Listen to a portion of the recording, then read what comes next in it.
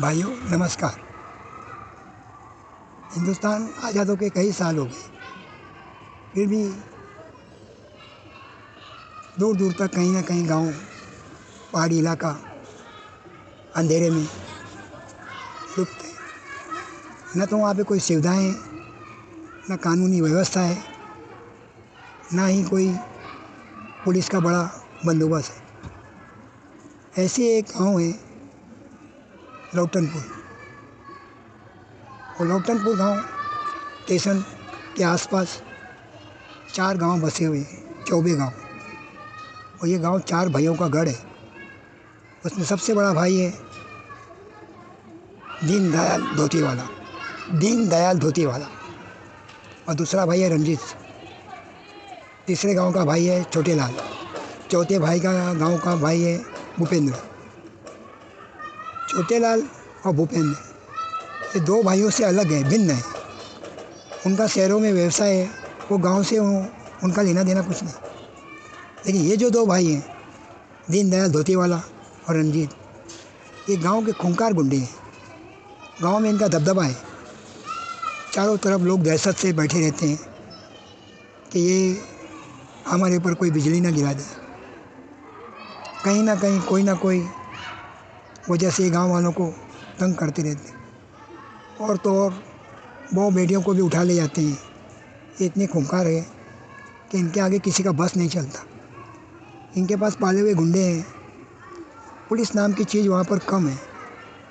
Police कोई अगर दमदार इंस्पेक्टर आता भी है तो वो या तो अपना तब्दला कर लेता है, या तो फिर इनकी साजिश का शिकार हो जाता है, मारा जाता है।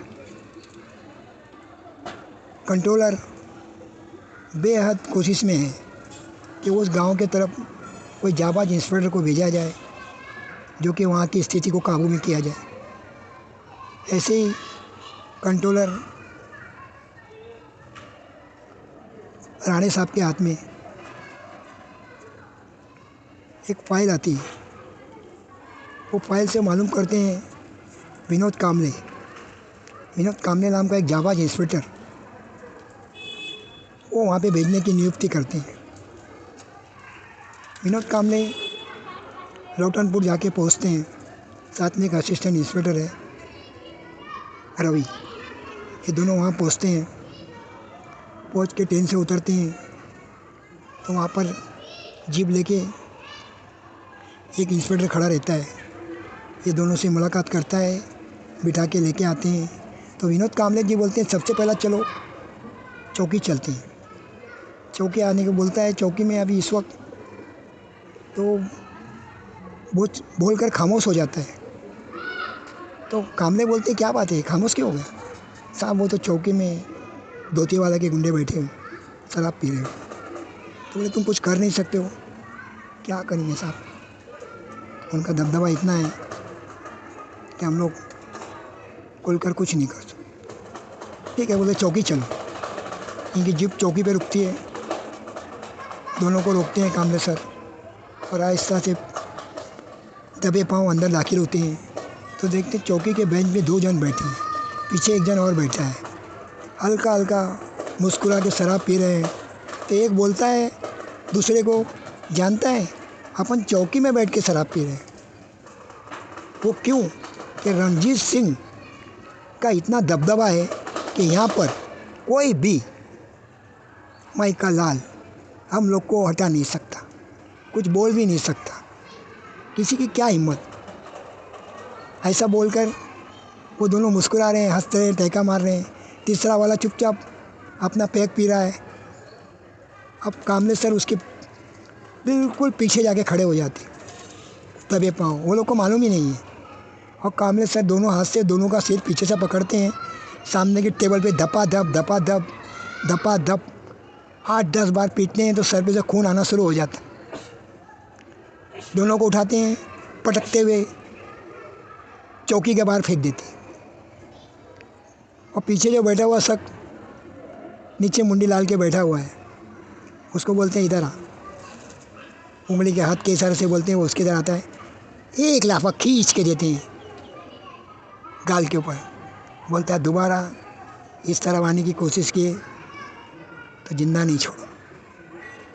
अपने बाप से जाके कहना रणजीत से कि तेरा बाप चौकी में आ गया है, भूल कर भी इस तरफ आने की कोशिश नहीं करना। वो तीनों लंगड़ाते लंगड़ाते चले जाते हैं और जो बाहर खड़े हुए हैं रवि और मल्होत्रा सर, वो दोनों पास आते हैं कामले के, चलो आओ चौकी में। मौसी को बोलते हैं, एक मौसी वहाँ खड़ी है, बोलती है आप इसमें ज़रा झाड़ू वाड़ू मार के सफा कर दो जब तक हम लोग थोड़ा राउंड मार के आते हैं। मौसी बोलती है जी साहब। अब वो मौसी झाड़ू वाड़ू मार के सब सफा कर रही है और ये लोग फिर जीप से घूम रहे हैं। चारों तरफ गांव वाले खुश हैं क्योंकि उनको मालूम पड़ गया है विनोद कामले सर यहाँ आ गए हैं और यहाँ अभी गुंडागर्दी कम होगी। ऐसा वो लोग बाहर खड़े होकर अपने घरों से रोड पर हाथ हिला के विनोद कामले सर जिंदाबाद, विनोद कामले सर जिंदाबाद के नारे लगा रहे हैं। हमारी रक्षा करो, हमको इन गुंडों से बचाओ, ऐसा बोल बोल के नारे लगा रहे हैं। विनोद कामले सर उनको हाथ दिखा दिखा के घर पे जाओ बोलकर समझा रहे हैं और राउंड मार के बिल आकर अपनी चौकी में बैठते हैं। जब तक मौसी ने साफ़ कर दिया है तो मौसी को बोलते हैं 20 का नोट देके मौसी कल भी आके साफ़ कर देना। मौसी बोलती नहीं साहब पैसा मत दो, ये चौकी में आप आ गए हो, बहुत दिनों के बाद ये चौकी की रौनक हो गई है, हम बहुत खुश हैं। नहीं आप रख लो, ऐसा बोल के विनोद कामले सर मौसी को समझाते हैं आप रख लो। 20 का नोट रख लेती हैं और साहब हाथ जोड़ के नमस्ते करती हैं और चली जाती हैं। विनोद कामले साहब कुर्सी पे बैठते हैं, टेबल के ऊपर सब मल्होत्रा साहब पहले की सब फाइल बुकें ला के रखते हैं। सबसे पहले वो बुक में देखते हैं लीडर, और लीडर जो है आगे की चौकी का, तीसरे गांव की चौकी की इंचार्ज है, इंस्पेक्टर है, लेडीज़ इंस्पेक्टर, उनका नाम है मीरा नायर। ठीक है, इस चौथे गांव का देखता है, उसके ऊपर नाम है स्नेहा मल्होत्रा। ठीक है, स्नेहा मल्होत्रा, वो भी सब इंस्पेक्टर है लेडीज़। वो दोनों को अपने यहाँ आने के लिए मल्होत्रा को बोलती हैं कि दोनों को मेरे यहाँ बारी बारी से मिलने को बोलो। तो अगले दिन नायर आती हैं, मीरा नायर साहब को नमस्कार करती हैं, बोलती बैठो, बैठकर बातचीत करते हैं। बोलते सर, वो समझाती हैं सर कि यहाँ पे ये दोनों का दबदबा है, चारों तरफ इसके गुंडे हैं और कौन कब गायब हो जाएगा इसकी संभावना कम है। भरपूर कोशिश करने पर भी पता नहीं चलता है ये लोग इंसान को कहाँ गायब कर देते हैं, मार के खाई में फेंक देते हैं। ये सिलसिला काफ़ी दिनों से हो रहा है। ठीक है, उनको बोलती तुम अपने वहाँ का इंचार्ज बराबर संभालो। हाँ, फिर उसके थोड़ी देर बाद स्नेहा मल्होत्रा को आती हैं इंस्पेक्टर, वो नमस्कार करती हैं और कामले साहब उनको बैठने के लिए कहते हैं। टेबल पे बैठती हैं वो कुर्सी पर, और ये सामने बैठकर सब उनसे भी पूछती हैं। वो बोलती मेरे यहाँ कुछ इतना नहीं है, लेकिन फिर भी रणजीत सिंह के गुंडे कभी कभी किसी को उठा कर यहाँ लाते हैं और मार तोड़ करते हैं, और कोई बहू बेटी को भी ले आते हैं।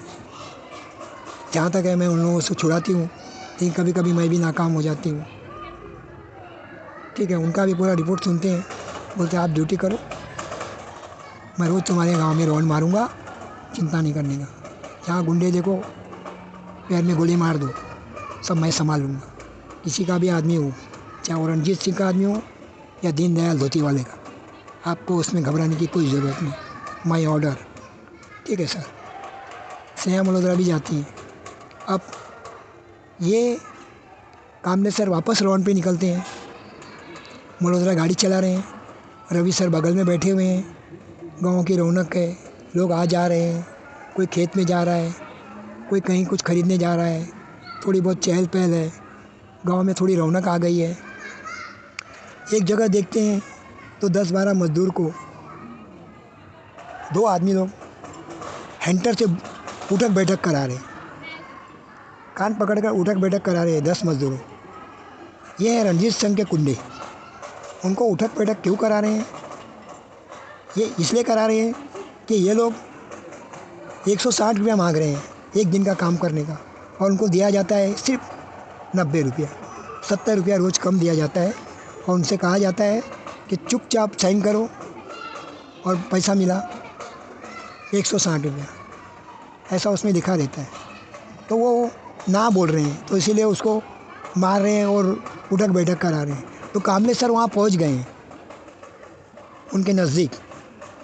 वो जो हैंटर लेके खड़े हैं, उनका हैंटर छीन के एक साइड में खड़ा कर रहे हैं, और वो लोगों को जो उठक बैठक करा रहे हैं उन गांव वालों को पूछते हैं, तो गांव वाले बोल रहे हैं साहब ये हमको सिर्फ 90 रुपया देते हैं और 160 रुपया हमको मिलना चाहिए, बाकी का साइन करा लेते हैं, और जब हम लोग इनका इनकार कर रहे हैं तो ये हमें मार रहे हैं, उठक बैठक करा रहे हैं। बोलते हैं, वो दोनों को बुला के बोलते हैं कि क्यों इनको पैसा कम देते हो। वो बोलते हैं हमारी मर्जी, रणजीत सिंह का राज है, ठीक ऐसा बोलते हैं। बोलते हैं आप दोनों पीछे घूम जाओ। वो लोग बोलते हैं क्यों सर, अरे पीछे घूम तो जाओ। वो दोनों पीछे घूमते हैं। इस सारे से रवि को बुलाते हैं और दोनों को इतनी जोर का लात मारते हैं पीछे से उसके कमर के नीचे के हिस्से में कि दोनों औंधे मुँह गिरते हैं, और वो रवि सर और कामले सर दोनों उसके ऊपर बैठ जाते हैं। एक के ऊपर, गुंडे के ऊपर रवि सर बैठ जाते हैं, एक के ऊपर कामले सर, दोनों बैठ गए हैं उनके पीठ के ऊपर, और दोनों मिनमिना रहे हैं। क्या समझ में आया? अब वो दोनों को मिनमिनाते बोलते हैं कि आज के बाद इनको 160 रुपया दिया जाए, और कम दिए या इनको तुमने मारे तो याद रखो तुम्हारा हर्ष इससे बुरा करूँगा, चलने के लायक नहीं रखूँगा। जाकर अपने बाप को बोल दो कि गांव में तुम्हारा बाप आ गया है, कामले। अब वो दोनों जन को छोड़ते हैं तो दोनों उठ के जैसे तैसे लंगड़ाते हुए दोनों अपने रणजीत सिंह के सर पास जा रहे हैं। और वो कामले सर ये बाजू घूम के इन लोगों को समझाते हैं कि तुम यही काम करो और कल आकर काम करो, मैं यहाँ पर राउंड मार के जाऊँगा, तो इनको ये तुमको पूरा पैसा देते हैं या ना, मारते हैं या नहीं, मैं आऊँगा तो मुझे बताओ। ठीक है साहब, आप हमारी रक्षा करना, ये लोग बहुत खतरनाक है, हम लोग को अभी और गुंडे ला के बहुत मारेंगे। अब अभी काम ख़त्म हो गया है खेत का काम, तो आज तुमको इन्होंने जो पैसे दिए हैं वो लेके जाओ, कल अपन देखते हैं। अब वो सब मजदूर बेचारे अपने अपने घर चले गए हैं। कामले जी भी अपनी जीप से दूसरे राउंड को निकल रहे हैं। आगे के गांव में गए तो मीरा नायर का गांव आ गया है। वहाँ पर वो मीरा नायर के गांव के पास एक छोटा सा पुलिस स्टेशन है, वहाँ रुके हैं, उनसे बातचीत कर रहे हैं, दिन भर का उनका ब्यौरा ले रहे हैं और बुक में लिख रहे हैं। बोले मैंने आपसे कहा था कि यहाँ पे कोई भी गुंडा कोई हरकत करता है, तुम्हारा उसको चैलेंज करने पर अगर वो ना मानता है तो उसको पैर में गोली मार दो, आगे का मैं सब संभालता। जबकि वो रणजीत सिंह का गुंडा हो या दीनदयाल धोती वाले का गुंडा, आपको घबराने की कोई ज़रूरत नहीं। ठीक है सर। बस वहाँ से फिर मल्होत्रा को इशारा करते हैं, आगे का पासी में गांव है स्नेहा मल्होत्रा के। अब वो वहाँ पे रुके हैं, स्नेहा मल्होत्रा ने उनका अवगत किया है, उनको बैठने को दिया है और पूरा विवरण दिखाया है दिन भर का। उन्होंने कहा उनको भी कि मैंने तुमको पहले ही कह चुका हूँ कि आपको अब घबराने की कोई ज़रूरत नहीं, कोई भी है तो मेरे पास कॉल करो, ज़्यादा मुसीबत आएगी मैं फ़ौरन हाजिर हूँ। 5 से 7 मिनट का रास्ता है आपके पास पहुँचने का, आपको कोई चिंता करने की ज़रूरत नहीं है। आपको ना ही रणजीत सिंह के गुंडों से घबराने की ज़रूरत है, ना ही धोती वाले। ठीक है सर, चलिए। अब वहाँ से वापस अपने चौकी में आके बैठे हैं रवि, दोनों ही साहब, मल्होत्रा साहब जीप में बैठकर कहीं और जाने का इंतज़ार कर रहे हैं। शाम ढलने वाली है, ऐसा ऐसा ये रोज़ का कारण है। यहाँ पर इन गुंडों का इतना आतंक है कि लोग सहमे हुए रहते हैं, कोई भी इनके खिलाफ़ बोलने की हिम्मत नहीं करता। और विनोद कामले जी आ गए हैं तो यहाँ पर एक ऐसा लोगों में उत्साह बढ़ गया है कि गांव के लोग अब ये समझने लगे हैं कि अभी हमारा मसीहा आ गया है जो इन लोगों का पासा पलट सकता है। अब वो जो गुंडे मार खा खा कर गए हैं, रणजीत सिंह और धोती वाला, ये दोनों चिंतित हैं। अब ये सोच रहे हैं कि अब इसको समझा बुझा कर या तो इसको कुछ पैसे का लालच देकर कामले को शांत किया जाए, नहीं तो फिर इसका तबादला करने की कोशिश किया जाए, इनका ट्रांसफ़र करा देंगे। अब विनोद कामला सर के पास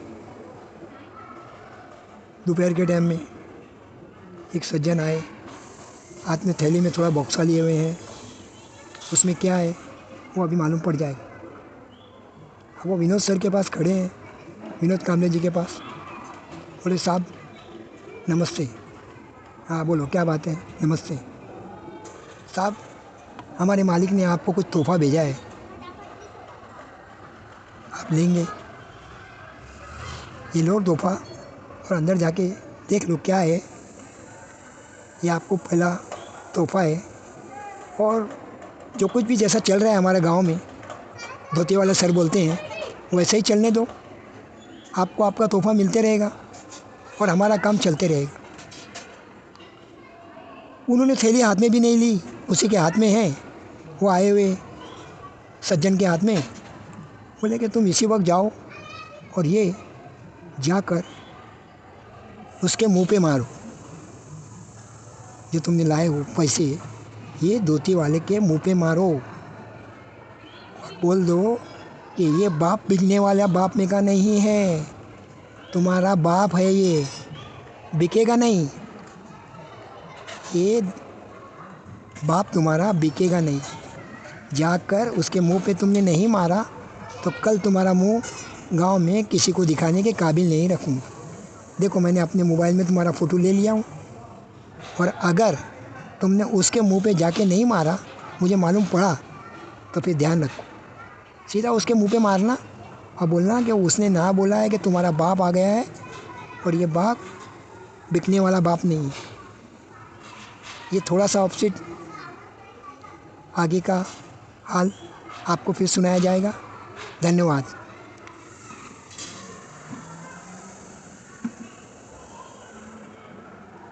बेटा देखो आया क्या मैंने जो किया, सुनूंगा। ले हाँ, स्टॉप करके चालू कर।